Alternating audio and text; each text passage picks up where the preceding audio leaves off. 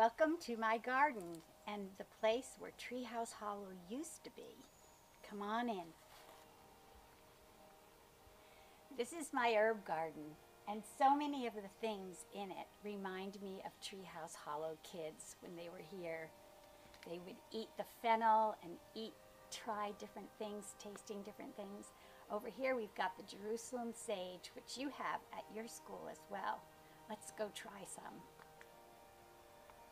The Jerusalem sage has a sweet nectar in it. Many of you know about this already, where you pick it off and just taste that little sweet honey that's in there. The bees love it, and I'll show you my beehive in a little while. Yesterday, being May Day, I was especially reminded of the fun we used to have in the garden together. I made myself a May crown out of the roses and the wigelia behind me, and we used the honeysuckle for a crown. And every year I think about how much fun we used to have on May Day together with a maypole and singing about the fairies. Here's our treehouse, and when I first opened Treehouse Hollow over at the Creekside campus, we didn't have a treehouse, and I was waiting to see who would notice. And one day Max came in with his tool belt and his hammer and his measuring tape, and he said, "Hey, this is Treehouse Hollow. We need a treehouse." And that was the beginning of our plans to begin making a treehouse. And the kids came here for a field trip so we could look at this one, and you'll notice it's really very similar to the one we ended up building over at Creekside. This is my cactus garden, and this is a very special plant that we have. It's a cirrus cactus, and it's a night blooming cactus. It only blooms at night. And yesterday was the first day it bloomed, being May 1st. I was surprised because usually it blooms on May 18th, my anniversary, and I had it for many, many years, and the first time it ever bloomed was on our 35th anniversary. So now we're going to have our 46th anniversary, and every year for the last 11 years it's bloomed on our anniversary. There's 4 more buds here that I hope will bloom this year on May 18th.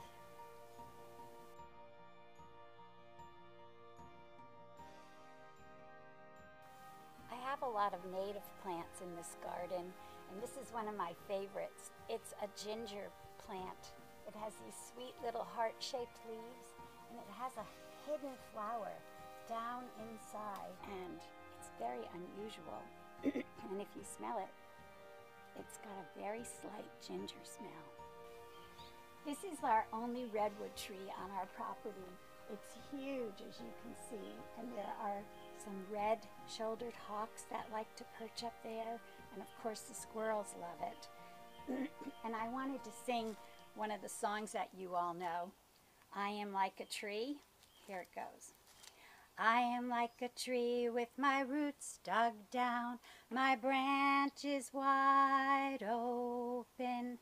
Down comes the rain, down comes the sun, down comes the love to a heart that is open to be standing like a tree with my roots dug down, my branches wide open. Down comes the rain, down comes the sun, down comes the love to a heart that is open. Do you remember that song we used to sing? This is one of my favorite plants, and every spring I can't wait to see it begin to come up out of the ground after its long winter's rest. It's called a trillium. And how many sides does a triangle have? 1, 2, 3. And how many wheels does a tricycle have?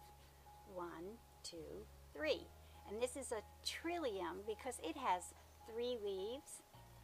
1, 2, 3, and it has 3 petals. And right now they're not open, but when it's getting a little old now, but when it's brand new, the petals open wide, and there's 3 of those and 3 leaves. It's really special, and I planted it many years ago, 20 years ago, And I thought it would just cover this whole place, but it doesn't. It just stays in one little spot.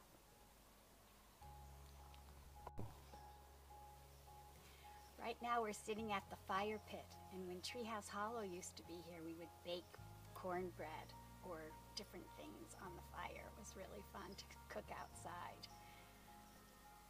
And I wanted to let you know that this garden of mine is my sanctuary. I stay out here almost the whole day and putz around and weed and garden and look at what bloomed today. And every day something different blooms. And right now I'd like to sing Where I Sit is Holy, because that's how I feel being in the garden. Where I sit is holy, holy is the ground. Forest, mountain, river, listen to the sound. Earth, spirit, circle all around me. Where I sit is holy, holy is the ground. Forest, mountain, river, listen to the sound.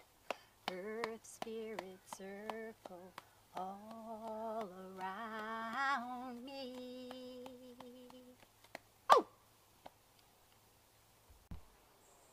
So this is my bean teepee that I'm sitting in right now. And I started it with some scarlet runner beans and some curry squash, and I'm hoping that it'll grow. I wasn't sure if it had enough sun. I know I don't have enough sun for corn, but I'm trying the other two here, hoping they'll work, because corn, beans, and squash, they grow all together. They call them the three sisters, and many cultures all over the world have grown corn, beans, and squash together because they're companion plants and they like each other, and the beans and the squash can grow up the corn stalks. It's kind of cool. So this bee adventure is a new one for me. I just got the bees 2 weeks ago, and I have a friend, Denise, who helps me learn about the bees. This is what the bees came in, this little cage, little bee package, and in here was the queen bee. And what we did was we opened this up and we put the whole cage inside, and we took the queen and put it in between some of the frames. And this tube had sugar in it, and the queen was trapped in there, and she ate her way through the sugar and came out so then the bees could get to know her better. So right now, it's a little too cold this morning, so I can't really open the hive. But if I did open it, I would put my bee hat on with my veil, and I would have a different white smock on because they can't see white, so that makes it safer feeling for them. And then this is a little smoker, which you might use it to just give a little puff of smoke to the bees, and that kind of calms them down when you go to open the cage up. But we would open it to check and see if the bees are starting to make cells and make honey. The first thing they do is make honeycomb, the bee comb with the wax. And then once they have all the little combs made, then they start to fill it with the honey, with the nectar. So it's very exciting for me. It's something new.